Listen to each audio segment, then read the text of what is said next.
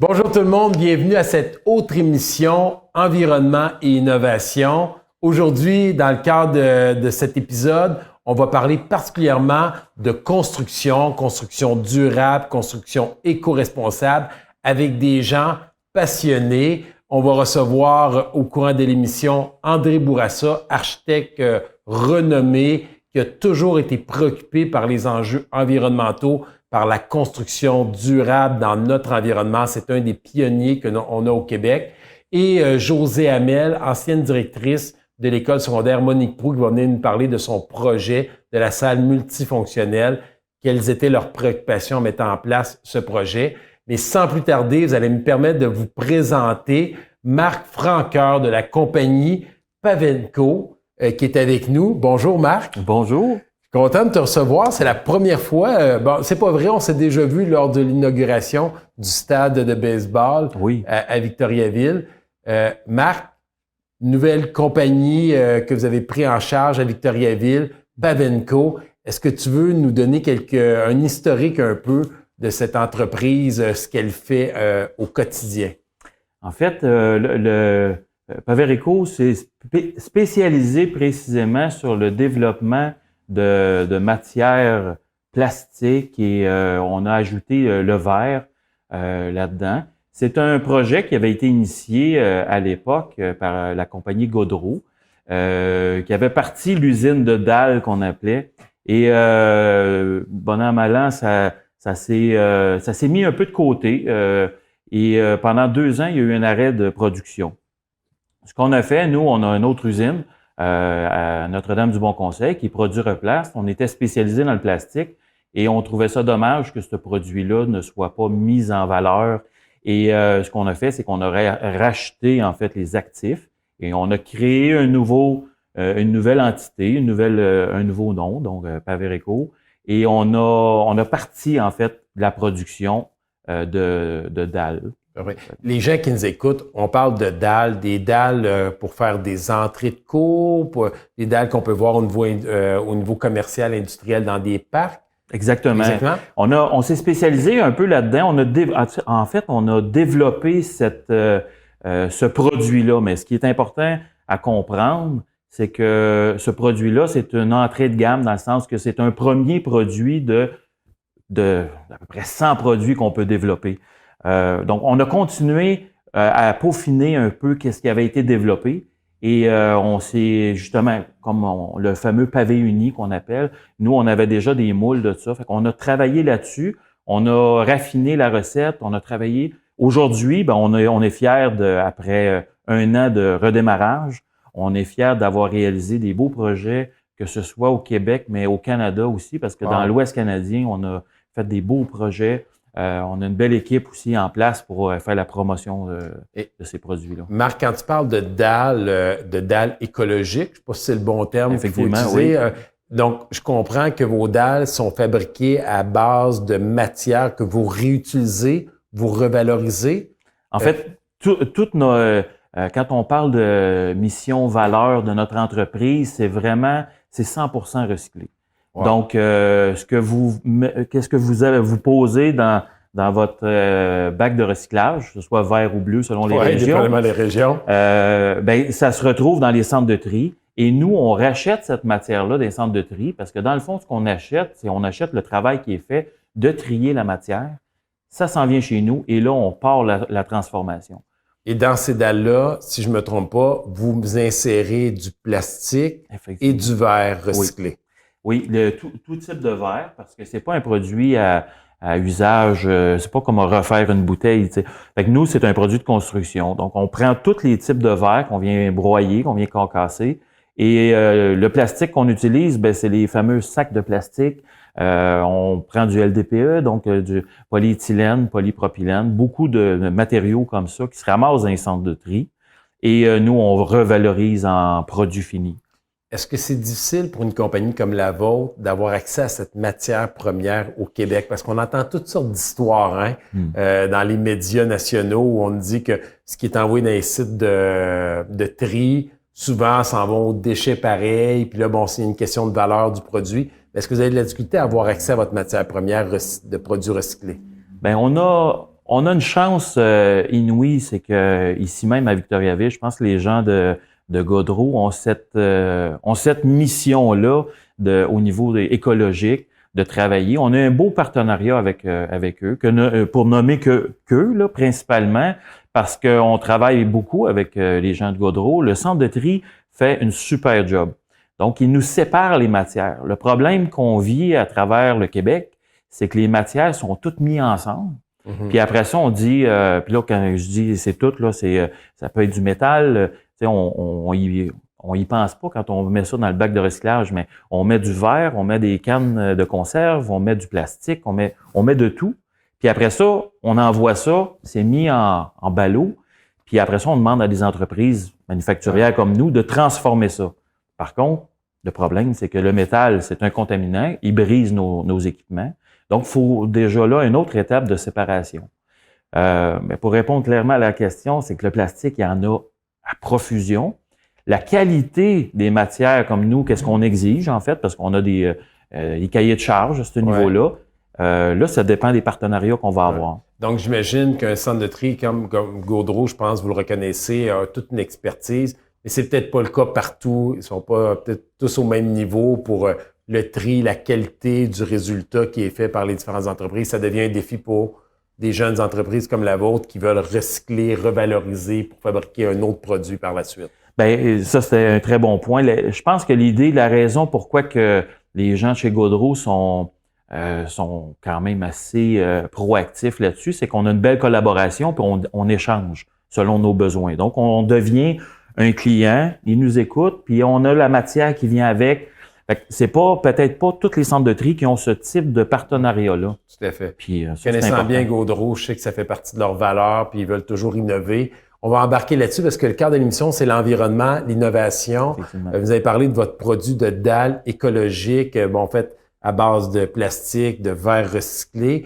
Mais j'imagine qu'une entreprise comme la vôtre, vous voulez pas... vous avez dit c'est une première dalle d'entrée, il peut y en avoir 100, mais j'imagine que vous restez ouvert à toutes les opportunités qui pourraient apparaître. Là, vous voulez faire de la recherche, du développement. Y a-t-il d'autres types de produits que vous envisagez à court, moyen terme? Oui, on travaille depuis quelques mois. C'est sûr que les situations ont fait qu'il a fallu se revirer de bord.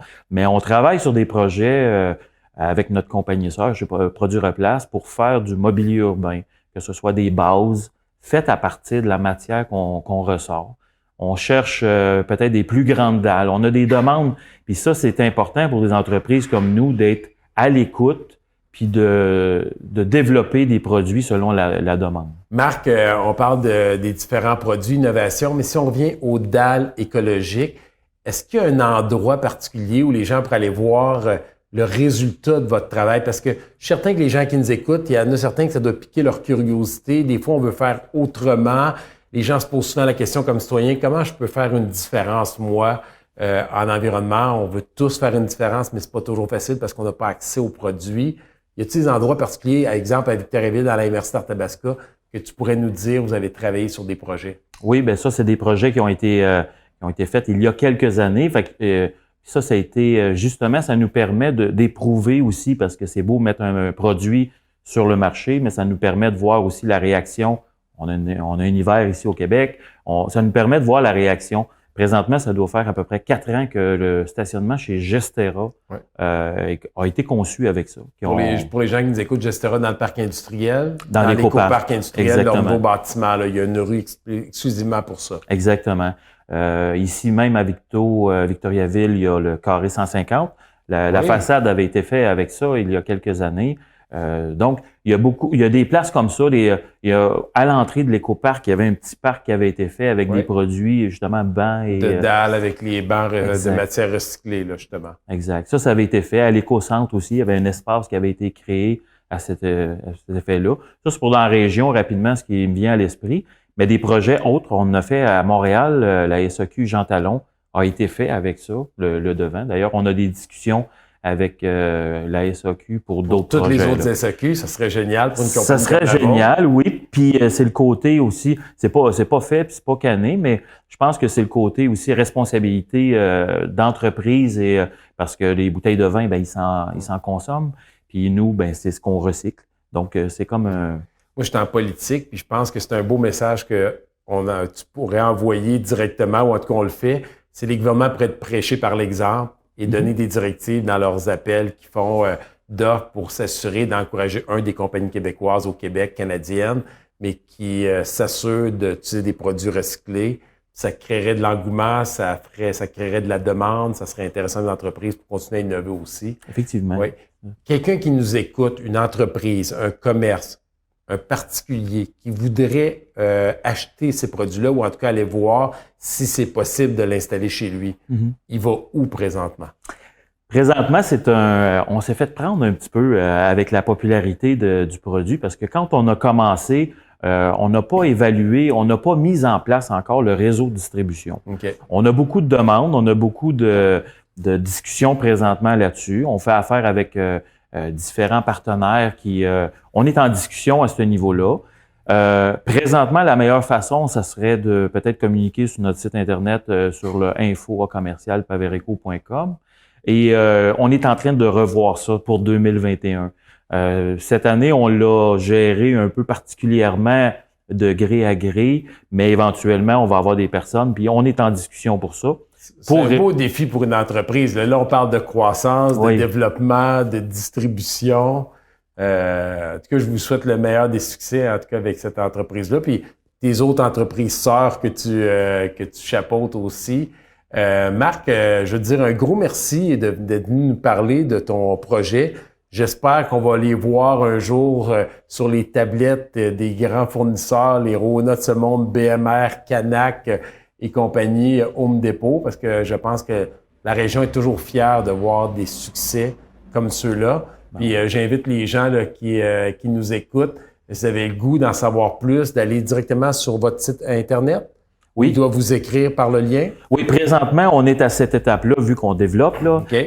Mais éventuellement, il y a un côté plus marketing et réseaux sociaux qu'on met en place pour 2021. Donc, vous allez entendre parler de nous régulièrement. Ben, c'est le fun. Puis les gens qui nous écoutent à la TVCBF pourront dire que c'est pour une première. Ils auront vu Marc Francoeur de Paverco venir nous parler de ces dalles écologiques. Merci beaucoup de ta présence avec nous aujourd'hui. Merci Alain. Et maintenant, on reçoit André Bourassa, architecte reconnu par tout le monde dans le milieu de la construction et dans son secteur, ancien président de l'Ordre des architectes. C'est quelqu'un que j'ai côtoyé particulièrement lorsque j'étais maire de Victoriaville. Avec lui, il était un peu notre tête, notre expertise du projet Victoriaville Habitation Durable là, qui a été conçu à Victoriaville et qui maintenant fait des petits un peu partout. André, bonjour Alain, ça me fait plaisir d'être là. moi aussi, ça fait longtemps en plus qu'on s'est pas vu. Absolument. Puis là, avec tous les effets là, de la COVID, on a encore moins d'occasions, d'opportunités de rencontrer les gens d'affaires en particulier. André, tu es avec nous à cette émission Environnement et Innovation pour quelque chose de particulier qu'on aimerait parler avec toi, dans lequel tu as participé. C'est des plafonds suspendus, un projet pour fabriquer des plafonds suspendus à partir d'une matière recyclée. Oui. Veux-tu nous parler un peu de cette idée-là, ce projet-là, d'où ça a parti, là, cette idée-là de commencer à faire des plafonds suspendus à partir de matière recyclée? Ben, l'idée vient de quelqu'un, David Verville, qui nous a appelés pour nous dire qu'est-ce qu'on pourrait faire. Avez-vous une idée? Connaissez-vous quelqu'un qui pourrait nous aider pour faire des choses avec ces tonnes et des tonnes de rebuts de plaquage de bois qu'on produit ici dans la région? Ben, je dis oui, je connais des gens qui pourraient nous aider, nous donner des idées, mais on pourrait faire aussi ceci, on pourrait faire cela, on pourrait faire. Alors, l'idée a germé. Comme ça, donc, David Verville de Synergie a dit, ben, pourquoi je pense qu'on peut travailler ensemble. Alors, c'est ce qu'on a commencé à faire. Alors, l'idée était, on avait des projets à ce moment-là où il fallait changer des plafonds et trouver une façon plus moderne de faire des ornements de plafond, si vous voulez. Alors, c'est dans cet esprit-là qu'on a commencé. Il faut dire qu'il y avait un projet qui s'y prêtait très bien, qui était la réhabilitation de la salle David Bellavance à Warwick. À Warwick, à l'école secondaire Monique Proulx. Oui, un projet pour lequel on avait déjà travaillé il y a plusieurs années et qui nous avait valu un prix aussi. On était bien fiers de ça. parce qu'on avait récupéré de l'espace dans un grand volume. Donc, sans agrandir, on avait ajouté 4 classes et cet auditorium, qui est la salle David Bellavance, qui changeait à ce moment-là, au moment où David Verville nous a contactés, qui changeait de vocation, de la vocation musique, ça devenait un peu plus une vocation hybride, théâtre et musique. Donc, il fallait notamment changer les plafonds. Il faut le dire, il y a 20 ans, on avait récupéré les anciens plafonds, on les avait arrangés différemment, mais disons qu'après 20 ans, ils avaient fait leur temps. Il fallait recommencer. Il fallait recommencer. Alors, la commission scolaire, à l'époque, ça s'appelait la commission scolaire des Bois-Francs, qui est le propriétaire et le principal instigateur de cette commande-là, était très ouvert à cette idée-là.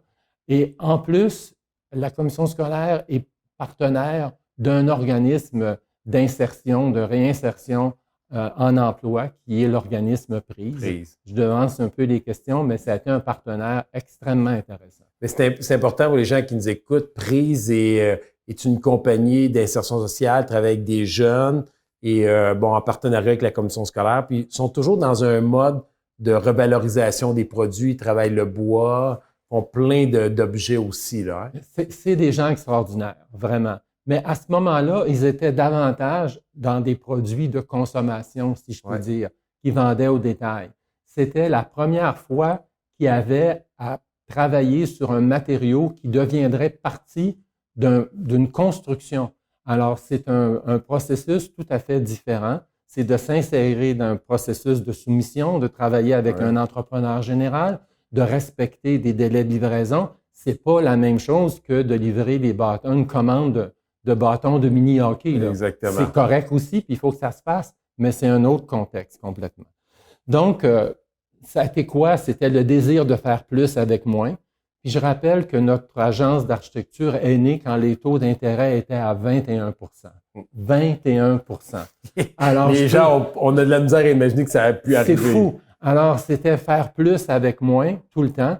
Et vous le savez, ma belle famille, c'est des gens de l'entreprise Gaudreau. Ma femme, c'est une Gaudreau. Donc là aussi, faire plus avec moins, pas gaspiller, ça fait partie de l'ADN de nos familles et j'en suis très fier et très content. Donc, l'utilisation judicieuse des ressources, parce que les revues de plaquage dont on parle, c'est pas de la cochonnerie, c'est des très beaux bois, c'est des bois qui ont été sélectionnés pour être capables de... Nos entreprises de plaquage font quoi? Ils font avec ça des panneaux, ce qu'on appelle de bois architectural, et il y en a dans les palais de justice partout en Amérique du Nord, il y en a dans les casinos, il y en a dans tous les grands établissements de l'Amérique du Nord. C'est pas parce qu'on prend un résidu, qu'on le revalorise, on lui donne une deuxième vie, qu'on perd de la qualité. Parce que souvent, les gens ont comme l'image que si c'est un produit qui est recyclé, c'est peut-être de moins bonne qualité. C'est faux, ça. Ben, en tout cas, c'est assez des belles matières que, oui, on peut les valoriser en faisant de l'énergie avec, là, en les brûlant, mais je pense que ça mérite. Quand on les voit, les plaquages, qu'on voit des plaquages de chêne, de noyer, de plein de belles essences de bois, on se rend compte à quel point ça peut être valorisé. C'est un travail, cependant. C'est un travail important et c'est une expression de créativité, il faut bien le dire aussi. André, je te connais depuis plusieurs années. C'est pas le premier projet que tu t'occupes. Est-ce que je me trompe en disant que souvent, tout ce que ça prend ultimement, c'est de la volonté. Là, je vais dire volonté politique, là, je suis un politicien, mais la volonté des organisations, des gens, pour qu'on passe l'étape là, justement de développement durable, d'économie circulaire et de trouver des nouvelles façons d'innover pour protéger notre planète? Certainement que ça a été une étincelle importante. Il y a, faut bien dire, dans nos processus nord-américains, il y a des processus d'approbation de plein de choses. On peut le comprendre, c'est normal d'avoir une certaine sécurité. Mais j'en veux comme exemple, d'un côté à l'autre de l'Atlantique, qu'on parle de l'Europe de l'Ouest et qu'on parle de l'Amérique du Nord, il y a certains aspects liés à la sécurité dans les bâtiments publics. Il y a certains aspects qui sont complètement opposés d'un côté à l'autre de l'Atlantique. Je vous donne un exemple. Ici, lorsqu'on a un escalier d'issue, ça doit être des volets droites, un palier. On revient, c'est des paliers droits parce que c'est plus sécuritaire, prétendument. Pour les mêmes raisons de sécurité, en Europe, on va permettre des marches rayonnantes dans les escaliers d'issue parce que selon eux, ça évacue plus vite. Alors, c'est deux façons de faire qui sont opposées dans un même objectif de sécurité. Il me semble que ça vaudrait la peine qu'on se parle d'un bord à l'autre de l'Atlantis, par Zoom, par Team, comme vous voudrez. Maintenant, mais il me semble que ça vaudrait la peine qu'on se parle. Et là-dessus, on n'a pas réussi encore à mettre en lien les gens pour faire évoluer ces notions-là. André, le temps passe très vite. Je veux te dire merci d'être venu nous donner un exemple concret de ce qui peut être fait pour revaloriser une matière, dans ce cas-ci avec des planches de bois, du plaquage de bois pour faire des plafonds suspendus. On a José Hamel qui va venir nous parler du projet spécifiquement de l'école Monique Proulx. Et je me permets personnellement de te dire un énorme merci pour tout le travail que tu fais dans ce domaine-là. Et le temps est déjà écoulé? Et oui, déjà écoulé, mais je prends l'engagement de te réinviter à une prochaine émission. Ça va me faire plaisir. On parlera de la suite. Merci beaucoup, André. Et maintenant, on reçoit José Hamel, ancienne directrice de l'école Monique Proulx, qui a vécu tout ce beau projet d'un plafond fait à base de produits recyclés. Alors, bonjour José. Bonjour. José qui est ancienne directrice, consoeur, confrère de travail ensemble dans le temps que j'étais dans le monde de l'éducation. José, ce projet-là de plafond fait à base de produits recyclés que nous a parlé M. Bourassa, c'est ton bébé. C'est mon bébé. Oui. Pourquoi avoir décidé de faire autrement? Les gens se demandent toujours est-ce qu'on peut faire les choses différemment. Pourquoi est arrivé à ça? Peux-tu nous parler un peu de l'histoire de ce projet? Il y avait toute une question, a priori, d'acoustique, je dirais, parce qu'on avait des spectacles musicaux. C'était formidable, mais au niveau acoustique, c'était pas optimal. Puis, il y avait d'autres situations. On a une piscine, nous, en dessous de la salle David Bellavance. Puis, ben là, on avait les émanations de chlore. On avait aussi, le plancher qui vibrait quand les musiciens jouaient. Donc, il y avait plein de petites choses comme ça. Puis, éventuellement, la musique a comme cédé la place au théâtre. C'était difficile pour nos petits comédiens d'être capables de livrer leur texte parce que justement l'acoustique était pas très déficiente, mais c'était plus difficile. Puis avec le toit, le plafond suspendu, en fait, ça a permis justement de gérer cette situation, de la régler une fois pour toutes. Et pourquoi avoir décidé d'aller vers un produit, je veux dire recyclé, mais un produit que vous avez revalorisé? Donc, M. Bourassa nous disait que c'était des restants de plaquage de bois qu'ils ont utilisés. Pourquoi avoir été vers ça? Je sais que la commission scolaire est à la base très préoccupée par l'environnement. On sent que dans l'ADN, dans les différents projets. Oui. En fait, c'est dans l'ADN de Victoriaville, puis de sa région. Puis Warwick, il fait pas exception. Donc, nous, à l'école, c'était important aussi d'y aller avec du matériel recyclé. Puis, si on peut aider l'environnement, si on peut faire notre part, actuellement, pour nous, c'est vraiment, c'est gagnant. Là. C'est important de le souligner, puis je veux prendre le temps de le dire aux gens qui nous écoutent. Les gens ne sont pas obligés. Là. Il n'y a pas de règles gouvernementales qui obligent les institutions. Malheureusement, là, je devrais dire que ça devrait être une obligation. On devrait donner l'exemple nous-mêmes avec les fonds publics des citoyens qui nous envoient des messages clairs qu'on veut qu'on se préoccupe de l'environnement, qu'on fasse attention. Donc, c'est un choix personnel. Comme directrice, avec la commission scolaire, les ressources modèles, vous dites, nous, c'est une priorité. On va trouver une solution à ce problème-là, puis on va essayer de faire notre part. On va trouver une solution, puis on va faire quelque chose qui va être durable, puis qui va être porteur aussi. C'est pas le seul projet qu'il y a eu à Warwick. Là, je déborde un peu de l'objectif qui est là. Il y a d'autres projets qui ont été faits avec les étudiants qui se fait encore. Est-ce qu'il y a de nous parler de quelques projets? On a eu beaucoup de projets au niveau de l'établissement vers Brundtland. Donc, entre autres, ça nous a amené au compostage. C'est pas évident de faire du compostage dans une école secondaire. Il y a de l'éducation à faire au départ, mais les jeunes ont vraiment bien embarqué. Puis, ça permettait justement là, d'avoir plus là, de désensibiliser à ça. Puis, la salle, la construction aussi du toit, ça a été quelque chose qui a vraiment sensibilisé nos jeunes à voir, on est capable de faire avec du matériel recyclé quelque chose de vraiment formidable.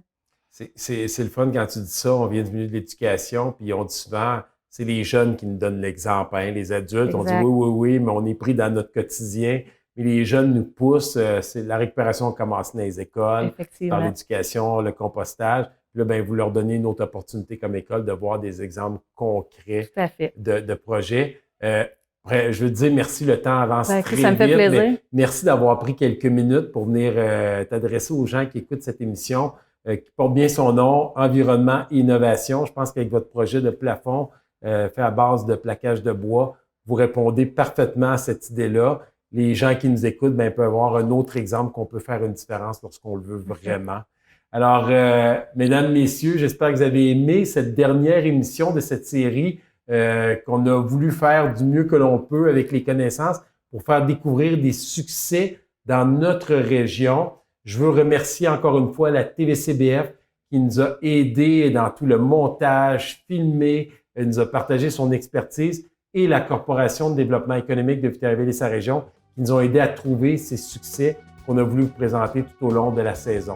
Alors, au plaisir de vous revoir et si vous avez aimé cette émission, ne vous gênez pas pour la partager. Cette émission est une présentation de la Corporation de développement économique de Victoriaville et sa région.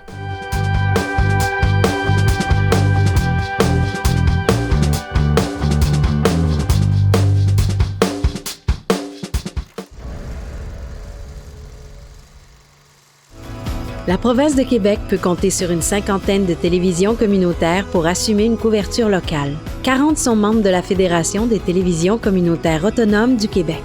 Les membres de la Fédération sont répartis dans 14 des 17 régions de la province de Québec.